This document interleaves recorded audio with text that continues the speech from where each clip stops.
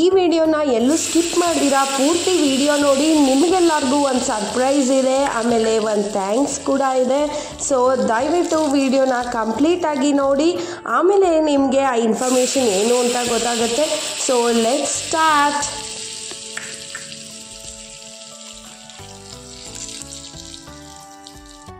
Hi hello, welcome back to Antamukhi vlogs.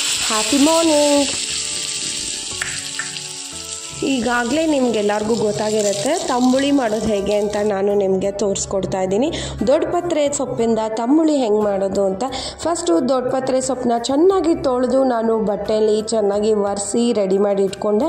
ಅದನ್ನು ಒಂದು ಬಾಣಲೆಯಲ್ಲಿ ಹಾಕಿ ಸ್ವಲ್ಪ ಬಿಸಿ ಮಾಡ್ಕೋಬೇಕು ಅಷ್ಟೇ, ತುಂಬ ಬೇಯಿಸ್ಕೋಬಾರ್ದು, ಯಾಕೆಂದರೆ ಅದರ ಸತ್ವ ಹಾಗೇ ಇರಬೇಕಲ್ವ. ಸೊ ಇಷ್ಟೇ, ಅದನ್ನು ಸ್ವಲ್ಪ ಬಿಸಿ ಮಾಡಿ ನೋಡಿ ಈ ಥರ ರೆಡಿ ಮಾಡಿ ಇಟ್ಕೊಂಡಿದ್ದೀನಿ ನಾನು. ಮತ್ತು ಇದಕ್ಕೆ ಬೇಕಾಗಿರೋದು ರುಬ್ಕೊಳ್ಳೋಕ್ಕೆ ತೆಂಗಿನಕಾಯಿ, ಹಸಿಮೆಣಸಿನ್ಕಾಯಿ 3ರಿಂದ 4, ಶುಂಠಿ 1 ಇಂಚು, ಕಾಳುಮೆಣಸು 5, ಆಮೇಲೆ ಜೀರಿಗೆ. ಸೊ ಇಷ್ಟನ್ನು ನಾನು ರೆಡಿ ಮಾಡಿ ಇಟ್ಕೊಂಡಿದ್ದೀನಿ. ಬಟ್ ಇದು ಆಪ್ಷನಲ್ಲು. ನಾನು ಹಸಿಮೆಣಸಿನ್ಕಾಯಿನ ಸ್ವಲ್ಪ ಬಾಣಲೆಯಲ್ಲಿ ಬಿಸಿ ಮಾಡಿ ನಾನು ರುಬ್ಕೊಳ್ಳೋಕೆ ಹಾಕೋತಾ ಇದ್ದೀನಿ. ನಿಮಗೆ ಬೇಕಾದರೆ ನೀವು ಹಸಿದನ್ನೇ ಹಾಕೋಬೋದು.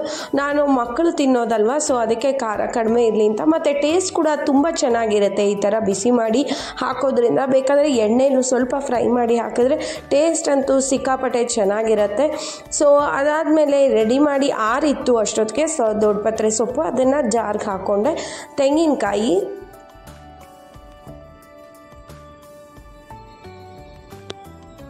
ಶುಂಠಿ 1 ಇಂಚ್ ಅಷ್ಟು, ಇಲ್ಲಿ ಬಾಣಲೆಯಲ್ಲಿ ಹಾಕಿರೋ ಹಸಿಮೆಣಸಿನ್ಕಾಯಿ ಕೂಡ ಅಷ್ಟೊತ್ತಿಗೆ ಸ್ವಲ್ಪ ಬಿಸಿಯಾಗಿ ಫ್ರೈ ಆಗಿತ್ತು. ಸೊ ಅದನ್ನು ಅಷ್ಟೇ ನಾನು ಜಾರ್ಗೆ ಟ್ರಾನ್ಸ್ಫರ್ ಮಾಡ್ಕೋತಾ ಇದ್ದೀನಿ.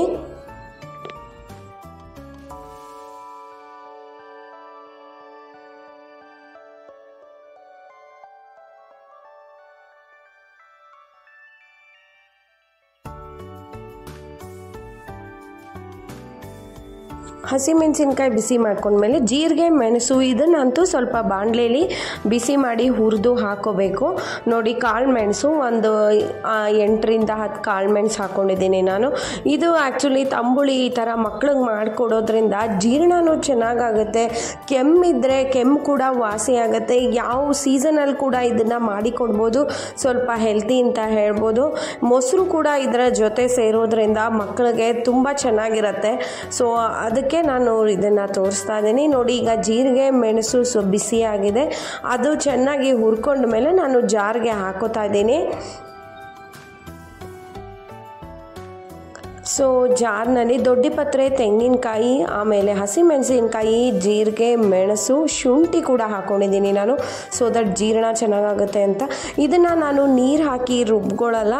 ಸೊ ಫಸ್ಟು ಅರ್ಧ ಡ್ರೈ ಗ್ರೈಂಡ್ ಮಾಡ್ಕೋತೀನಿ. ಅರ್ಧ ಅದು ಗ್ರೈಂಡ್ ಆದಮೇಲೆ ನಾನು ಅದಕ್ಕೆ ಮೊಸರು ಹಾಕಿ ರುಬ್ಕೋತಾ ಇದ್ದೀನಿ. ಯಾಕೆ ಅಂದರೆ ನೀರು ಹಾಕ್ಕೊಳ್ಳಲ್ಲ. ಸ್ವಲ್ಪ ಗಟ್ಟಿಗಿದ್ದರೆ ಇದ್ರ ಟೆಕ್ಸ್ಚರ್ ಚೆನ್ನಾಗಿರುತ್ತೆ. ನೀವು ಅಷ್ಟೇ ನೀರು ಯೂಸ್ ಮಾಡಬೇಡಿ.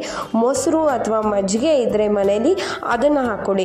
ನೋಡಿ, ಈಗ ಇದು ಅರ್ಧ ಗ್ರೈಂಡ್ ಆಗಿದೆ, ಡ್ರೈ ಗ್ರೈಂಡ್ ಆಗಿದೆ. ಈಗ ನಾನು ಇದಕ್ಕೆ ಮೊಸರು ಹಾಕೋತಾ ಇದ್ದೀನಿ ರುಬ್ಬಕ್ಕೆ.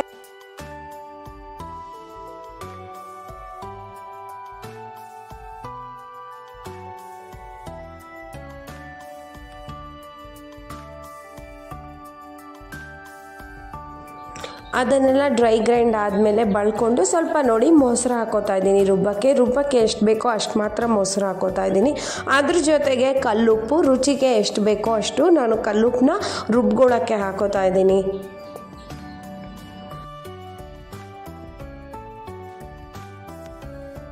ಇದಿಷ್ಟು ಹಾಕ್ಕೊಂಡು ಚೆನ್ನಾಗಿ ಪೇಸ್ಟ್ ಅಷ್ಟು ಹದವಾಗಿ ರುಬ್ಕೋಬೇಕು. ಫುಲ್ಲು ರುಬ್ಕೊಂಡಿರಬೇಕು. ನೋಡಿ, ಈ ಹದಕ್ಕಿರಬೇಕು. ಚೆನ್ನಾಗಿ ನುಣ್ಣಗೆ ಸ್ಮೂತ್ ಟೆಕ್ಸ್ಚರಲ್ಲಿ ಮೊಸರು ಹಾಕಿ ರುಬ್ಕೋಬೇಕು. ಅದನ್ನು ನಾನು ಒಂದು ಬೌಲ್ಗೆ ಟ್ರಾನ್ಸ್ಫರ್ ಮಾಡ್ಕೋತಾ ಇದ್ದೀನಿ.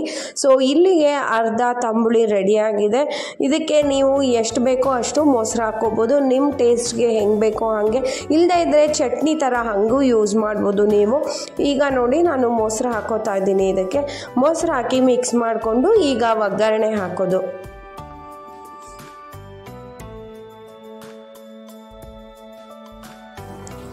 ಒಗ್ಗರಣೆಗೆ ಎಣ್ಣೆ ಇಂಗು ಹಾಕಿ ಕಾಯಕ್ಕೆ ಇಟ್ಕೊಂಡಿದ್ದೆ. ಸೊ ಎಣ್ಣೆ ಕಾದ್ಮೇಲೆ ಸಾಸಿವೆ ಹಾಕೋತಾ ಇದ್ದೀನಿ.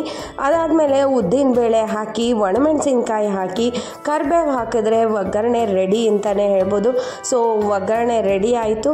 ಅದನ್ನು ನಾನು ತಂಬುಳಿ ಜೊತೆ ಮಿಕ್ಸ್ ಮಾಡಿ ರೆಡಿ ಮಾಡ್ತಾ ಇದ್ದೀನಿ. ಅಲ್ಲಿಗೆ tambuli is ready to eat. ಸ್ಪೈಸಿಯಾಗಿ ರುಚಿಯಾಗಿರೋ ತಂಬುಳಿ ಟೇಸ್ಟ್ ಮಾಡೋಕ್ಕೆ ರೆಡಿಯಾಗಿದೆ. ನೀವು ಅಷ್ಟೇ ಮಿಸ್ ಮಾಡ್ದಿರಾ ಈ ರೆಸಿಪಿನ ಮನೆಯಲ್ಲಿ ಟ್ರೈ ಮಾಡಿ, ನಿಮ್ಮ ಮಕ್ಳಿಗೂ ಮಾಡಿಕೊಡಿ. ಹೆಲ್ದಿಯಾಗಿ ಟೇಸ್ಟಿಯಾಗಿರೋ ತಂಬುಳಿನ ಟೇಸ್ಟ್ ಮಾಡೋಕ್ಕೆ ಕೊಡಿ. ಸೊ ಇವತ್ತಿನ ವ್ಲಾಗ್ ನಾನು ಇಲ್ಲಿಗೆ ಮುಗಿಸ್ತಾ ಇದ್ದೀನಿ. Till then next vlog, be happy, always be happy, ನಗ್ತಾ ಇರಿ, ಖುಷಿಯಾಗಿರಿ ಅಂತ ಹೇಳ್ತಾ ನಾನು ಇವತ್ತಿನ ವ್ಲಾಗ್ ಮುಗಿಸ್ತಾ ಇದ್ದೀನಿ. ಓಕೆ, ಬಾಯ್. ಸೊ ಇನ್ನೂ ಸಬ್ಸ್ಕ್ರೈಬ್ ಮಾಡಿಲ್ಲ ಅಂದರೆ ಸಬ್ಸ್ಕ್ರೈಬ್ ಮಾಡಿ, ಯಾವುದೇ ರೀತಿ ಚಾರ್ಜಸ್ ಆಗಲ್ಲ. ಸಬ್ಸ್ಕ್ರೈಬ್ ಮಾಡಿ, ಲೈಕ್ ಮಾಡಿ, ಶೇರ್ ಮಾಡಿ, ಬೆಲ್ ಬಟನ್ನ ಕ್ಲಿಕ್ ಮಾಡೋದು ಮರಿಬೇಡಿ. ನನ್ನ ನೆಕ್ಸ್ಟ್ ವ್ಲಾಗ್ ನೋಟಿಫಿಕೇಷನ್ ನಿಮಗೆ ಬರುತ್ತೆ. So till then next vlog, take care, always be happy, ನಗ್ತಾ ಇರಿ, ಬಾಯ್. ಎಸ್, ಹೌದು, ಸರ್ಪ್ರೈಸ್ ಅಂತ ಹೇಳಿದ್ನಲ್ಲ, ನನ್ನ ಚಾನಲ್ನಲ್ಲಿ 200 ಸಬ್ಸ್ಕ್ರೈಬರ್ಸ್ ಆಗಿದ್ದಾರೆ. So I am so happy. Thank you, thanks a lot. ನಿಮ್ಗೆಲ್ಲರಿಗೂ ಸಬ್ಸ್ಕ್ರೈಬ್ ಮಾಡಿರೋರ್ಗೂ ಥ್ಯಾಂಕ್ ಯು, ಸಬ್ಸ್ಕ್ರೈಬ್ ಇನ್ನೂ ಮಾಡದೇ ಇದ್ದರೆ ಅವ್ರಿಗೂ ಥ್ಯಾಂಕ್ ಯು ಇನ್ ಅಡ್ವಾನ್ಸ್. ಮುಂದೆ ಸಬ್ಸ್ಕ್ರೈಬ್ ಮಾಡಿ, ಲೈಕ್ ಮಾಡಿ, ಶೇರ್ ಮಾಡಿ ಅಂತ ಹೇಳ್ತಾ ನಿಮ್ಮ ಸಪೋರ್ಟ್ ಇದೇ ರೀತಿ ಮುಂದುವರಿಲಿ. ನಾನು ರಿಕ್ವೈರ್ಡ್ ಆಗಿರೋ ಕಂಟೆಂಟ್ನ ಕೊಡ್ತೀನಿ. ಸೊ ಇನ್ನೂ ಮುಂದೆ ಡಿಫ್ರೆಂಟ್ ಆಗಿರೋ ಇನ್ಫಾರ್ಮೇಷನ್ಸ್ನ ಕೊಡ್ತೀನಿ. ವ್ಯಾಲ್ಯೂಯಬಲ್ ಆಗಿರುತ್ತೆ ಇನ್ಫಾರ್ಮೇಷನ್ಸ್ ಅಂತ ನಾನು ನಿಮಗೆ ಪ್ರಾಮಿಸ್ ಮಾಡ್ತೀನಿ. ಎಲ್ಲ ರೀತಿ ಶಾಪಿಂಗ್ ಬ್ಲಾಗ್ಸು ಇನ್ನು ಮುಂದೆ ಜಾಸ್ತಿ ಬರುತ್ತೆ. ಆಮೇಲೆ ನಿಮಗೆ ಬೇಕಾಗಿರೋ ಇನ್ಫಾರ್ಮೇಷನ್ಸ್ ಕೂಡ ನಾನು ಮುಂದೆ ಪೋಸ್ಟ್ ಮಾಡ್ತಾ ಹೋಗ್ತೀನಿ. ಸೊ ಅದಕ್ಕೆ ಏನು ಮಾಡಬೇಕು, ನಿಮ್ಮ ಸಪೋರ್ಟು ನನಗೆ ಇದೇ ರೀತಿ ಇರಲಿ. ನಾನು ನಿಮಗೆ ತುಂಬ ಆಭಾರಿಯಾಗಿದ್ದೀನಿ. So thank you once again viewers, thank you.